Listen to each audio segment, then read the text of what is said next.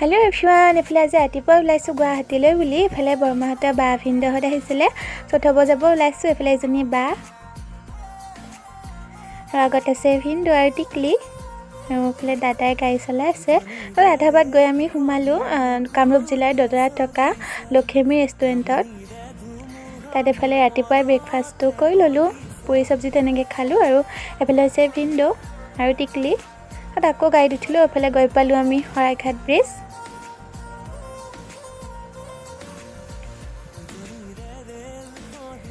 তাৰপিছতে বা ভিনদেউহঁতক খানাপাৰাত নমাই থৈ বৰমাহঁতৰ দাদা আৰু মই আৰু ঘৰমুৱা হ'লোঁ। আৰু নগাঁৱত ঘৰ, খানাপাৰাৰ পৰা আৰু নগাঁও লাইনত গাড়ীত যাব। তাত আহি থাকোঁতে এইফালে ৰাস্তাত ৰখিলোঁ, কুঁহিয়াৰৰ ৰস খাই ল'লোঁ।